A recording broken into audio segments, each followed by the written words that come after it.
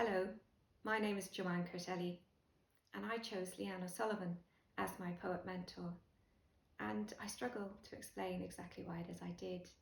You see, I've never met Leanne O'Sullivan and know her only through reading her work, but it was in reading her work that something unlocked in my own practice.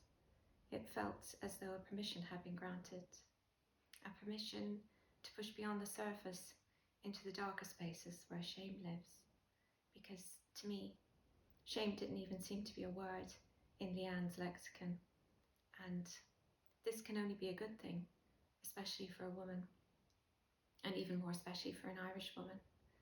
So, inspired by her bravery and her honesty, I sought to connect more authentically in my own work. The title of my poem is On Growing Cucumbers, and like many during lockdown, I experimented with growing my own vegetables. And it was amazing what this experiment taught me, and not only just about plants. On growing cucumbers.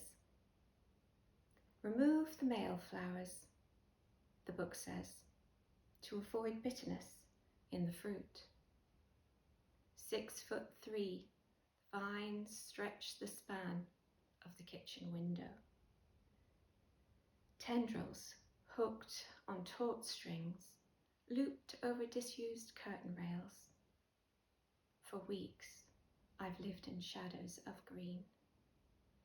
Now, the spiked stems are loaded with wrinkled blossoms of cadmium, vulgar yellow. Newly informed, I lift the head of a bloom, examining its anatomy. Gendercidal. The male flowers grow in clusters, it tells me. Slender stems hiding stamens. Don't confuse them with the pistillate. Those ungainly females with their thick pedicels, the immature fruit, which bulges and engorges and drops its mother flower, sweetened and seedless without its male company. And so poised, fingernails pincered to decapitate, I notice for the first time the shape of the leaf. A heart